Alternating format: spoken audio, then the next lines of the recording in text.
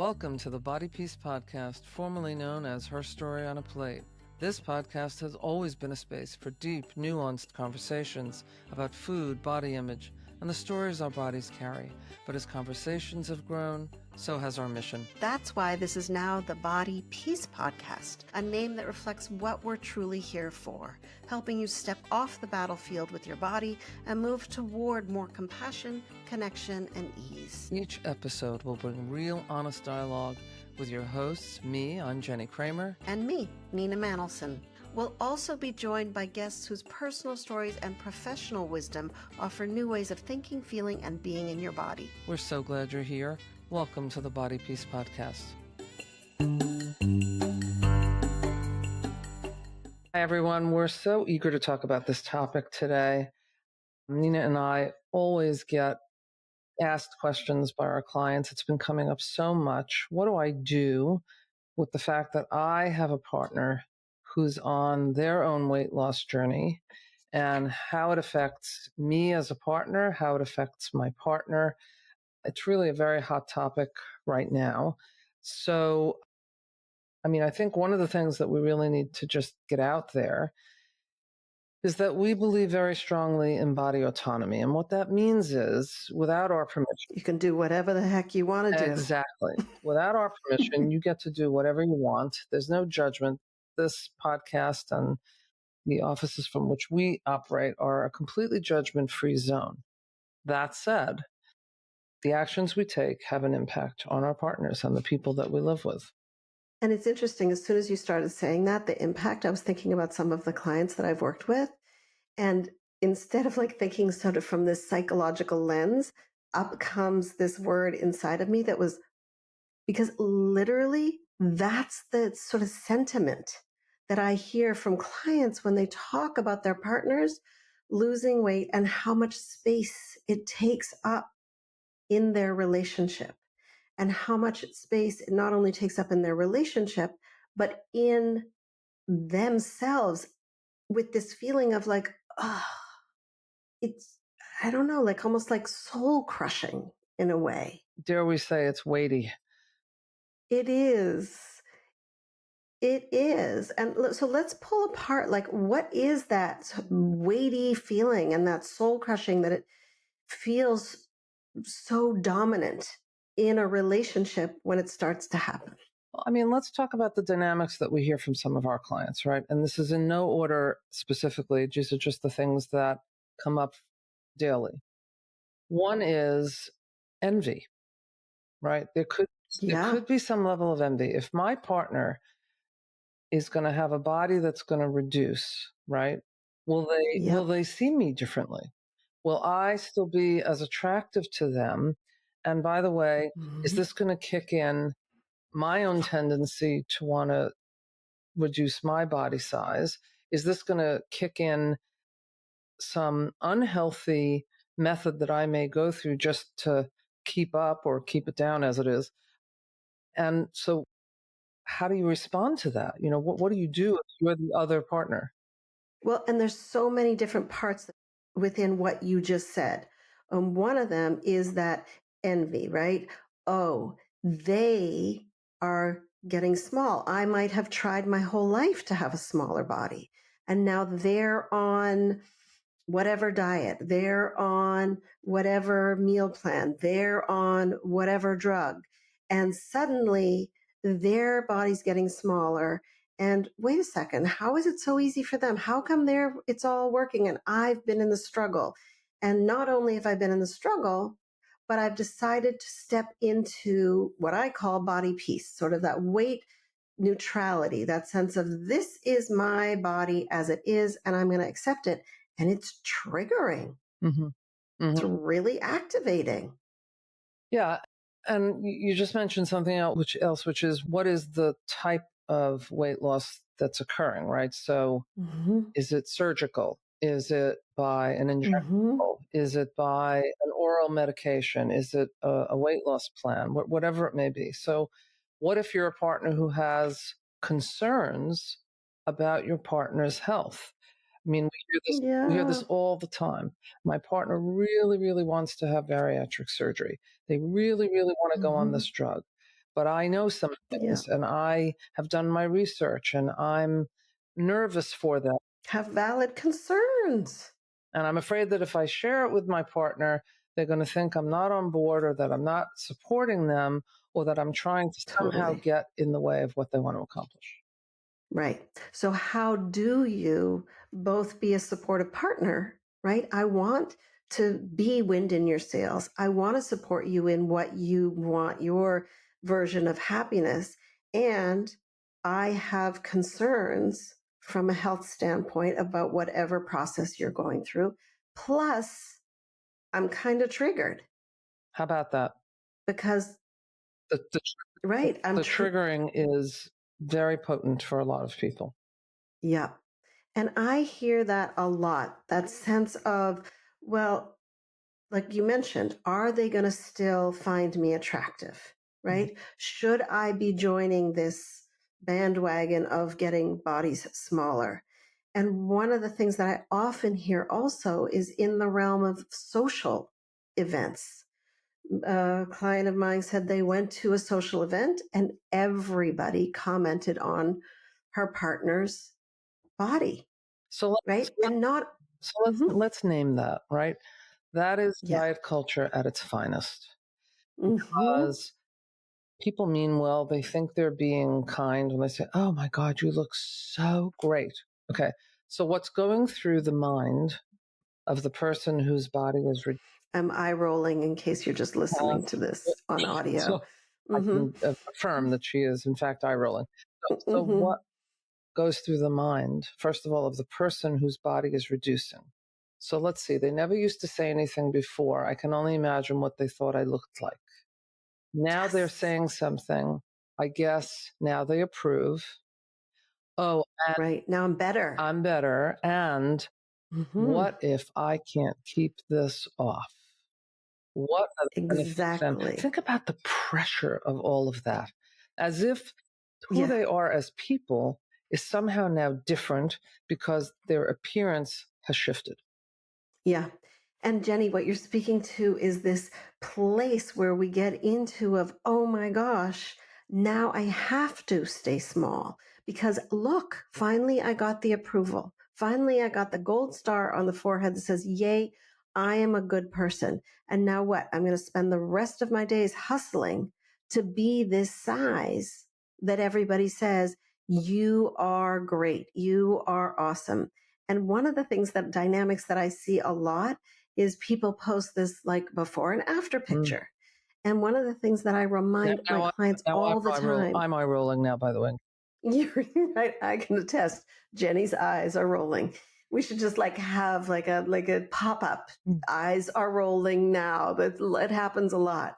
Right. So the before and after picture, what I remind my clients often is what we're seeing is the middle of weight cycling because there's a before, there's an after, whatever the process is to become smaller.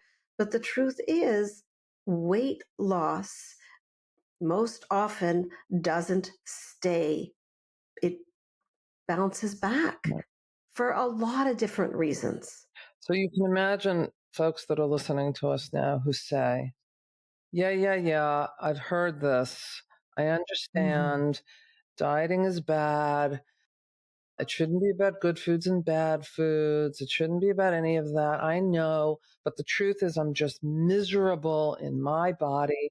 And Mhm. so I've been at this a long time and I'm going to do whatever I have to do now." Listen, Mhm. great. Do whatever you want. What we're talking about is do it in an educated way.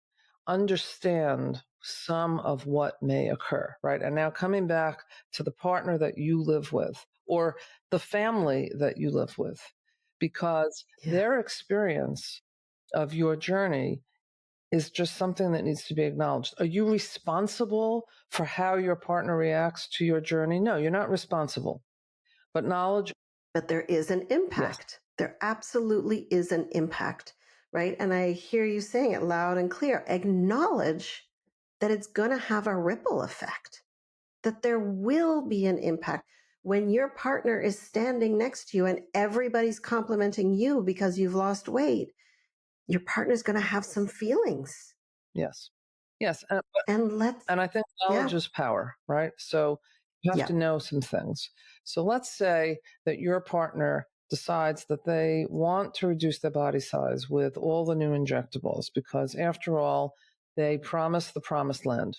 They are wonderful. For 3 seconds of mild discomfort, you can inject yourself, and it's once a week, and you'll stop yourself from yourself, and your whole relationship to food will change. Now, what happens is that you're bypassing your own natural appetite, your own intuitive knowledge of when you're hungry, of when you're full, and when to act on those cues. But okay, if that's what you've chosen, it's what you've chosen. But be clear, if you've chosen it, it's for life.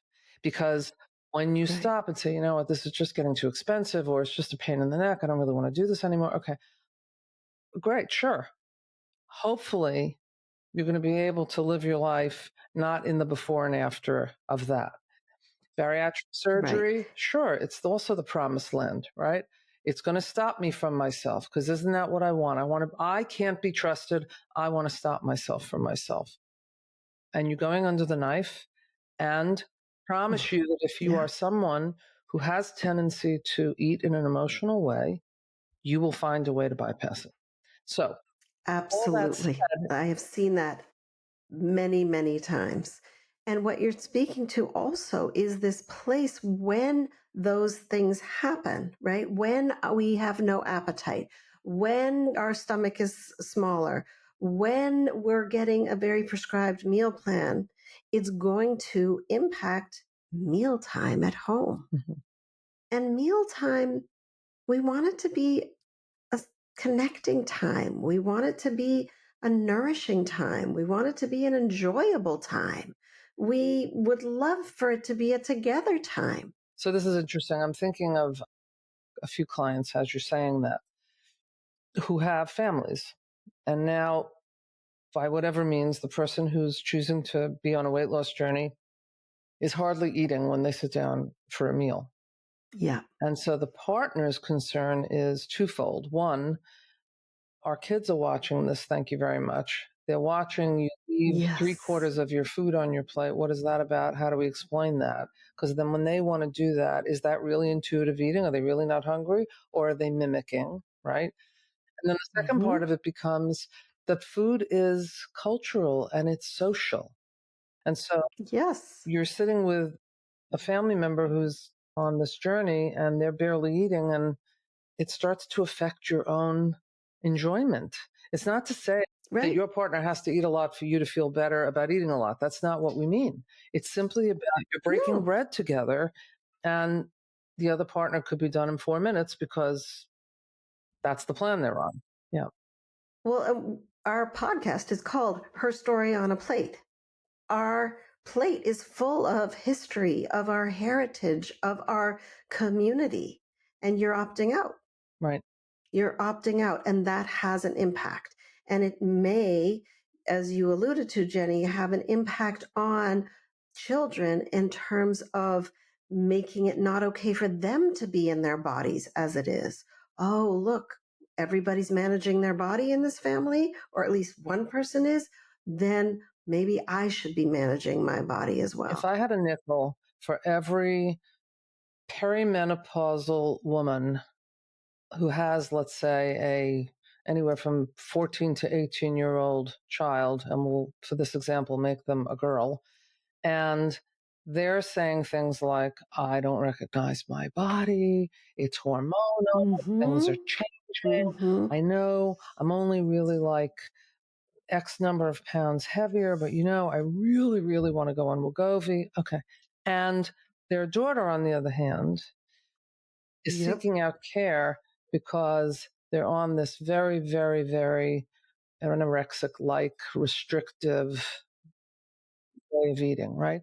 Now, it's so Yeah. easy to throw somebody under the bus. It's so easy to blame a parent and say, well, what do you expect? Look what they're watching. It isn't that.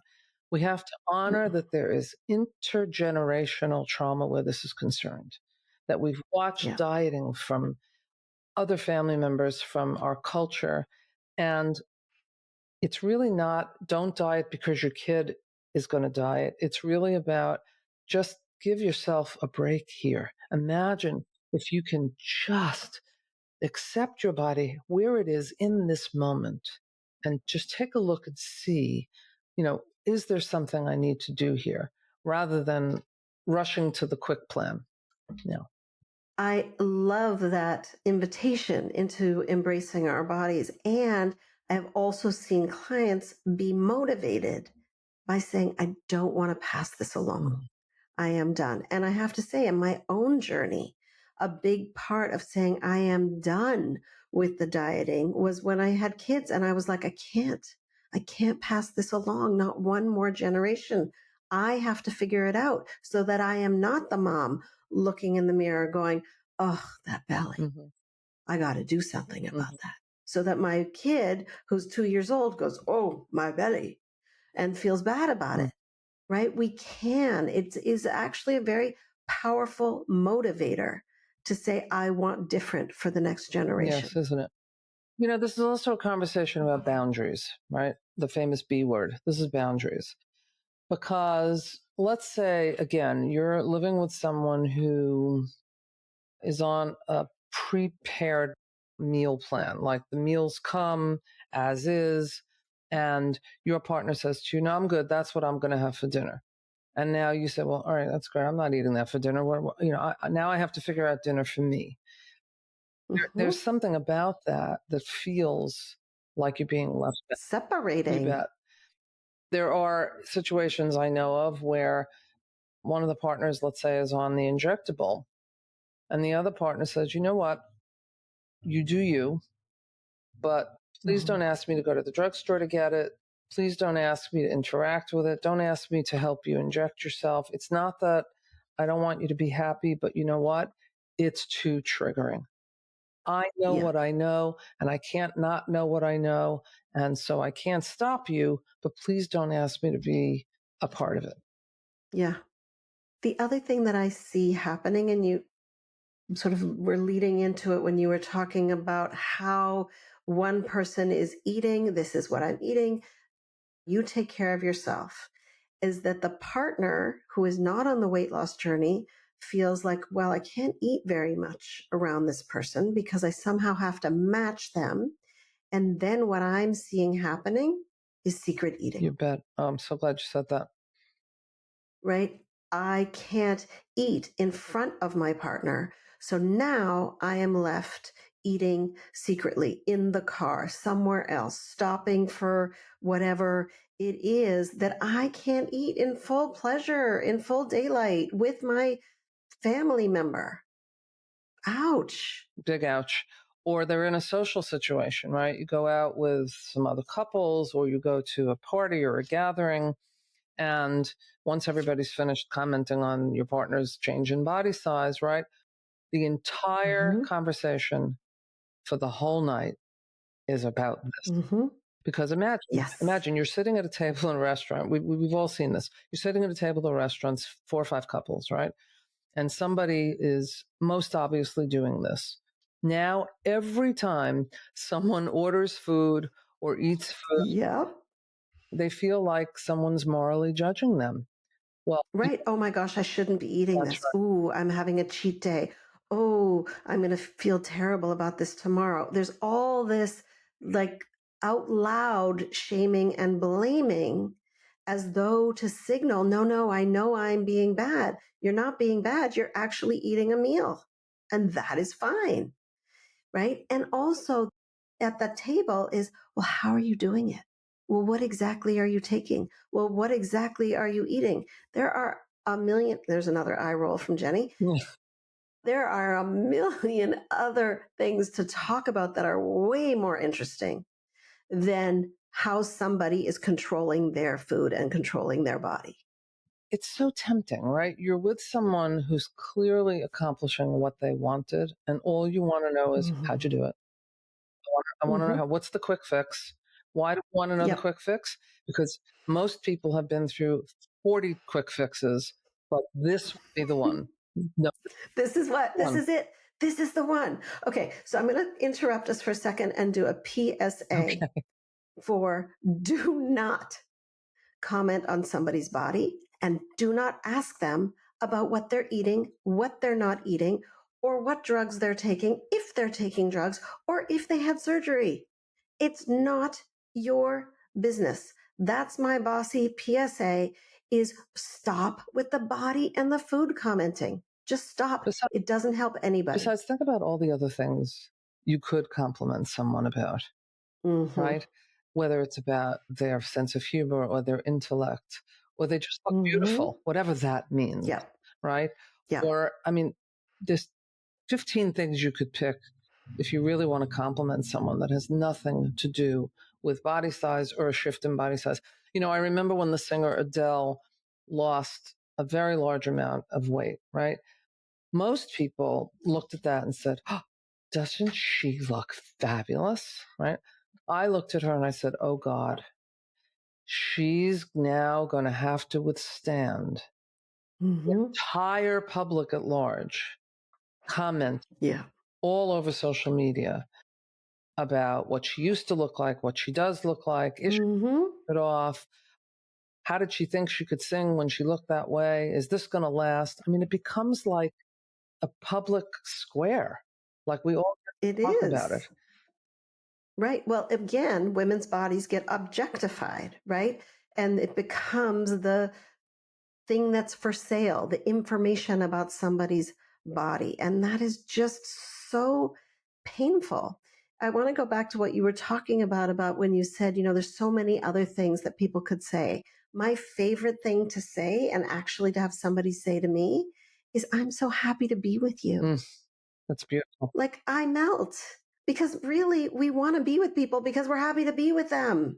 And when someone says, I'm so happy to be with you, I'm like, oh, just being That, is enough, yeah, someone right? once said we are human beings, not human doings. So it's Yes. very nice when we can be, right? When we can be, we don't have to do, we don't have to hustle for just the right kind of body in order to be Mm-hmm. acceptable. And I want to touch on another issue that comes up when there's a partner who's getting smaller.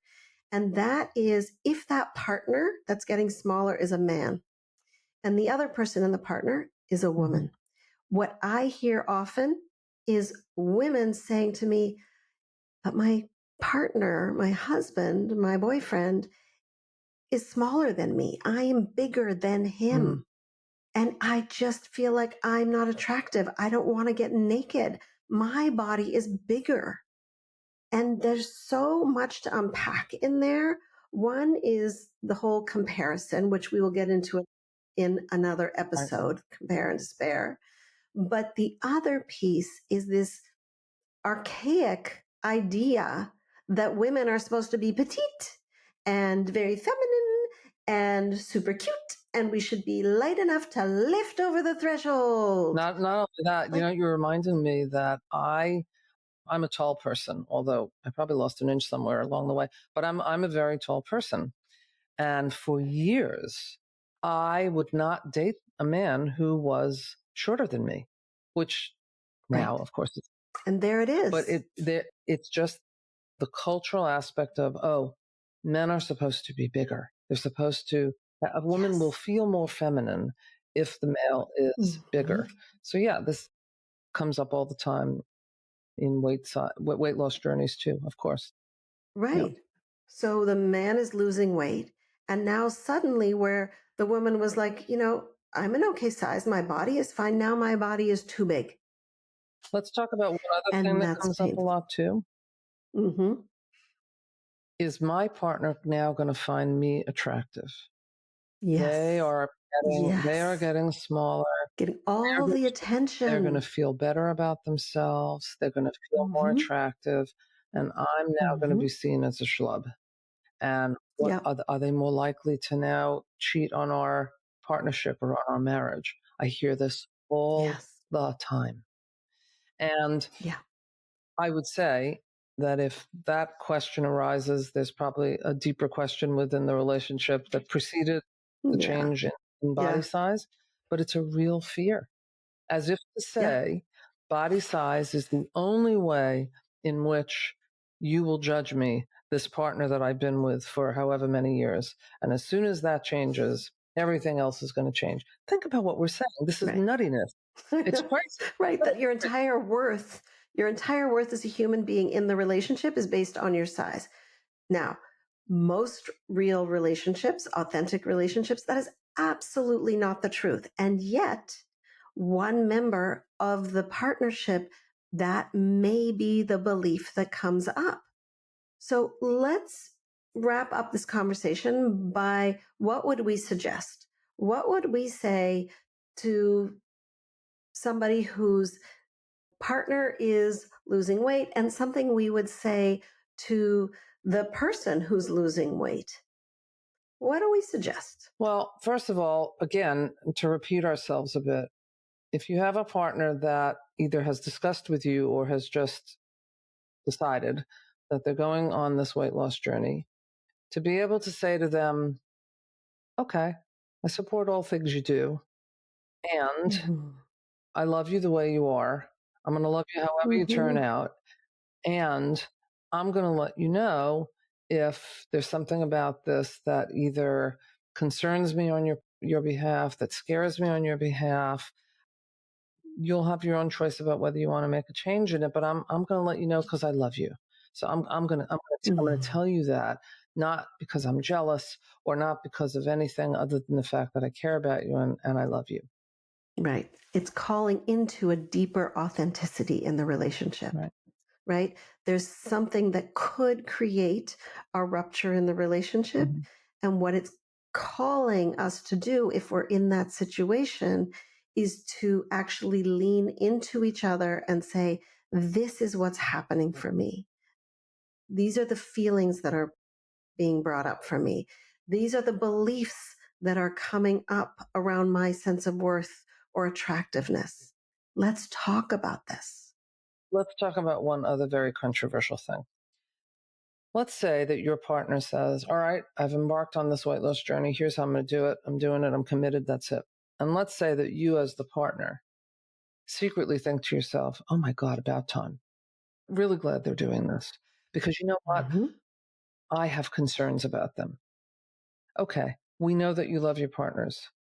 I ask you to be just conscious of the idea that health is not judged by body size, that there are so Yeah. many other factors to judge this by. And this is a whole conversation unto itself. But there Yes, are absolutely. wonderful books out there about health at every size, about weight neutrality. There's one I really like called Fat Talk, which is just I think a great primer for most people. There's lots of them, but go in educated.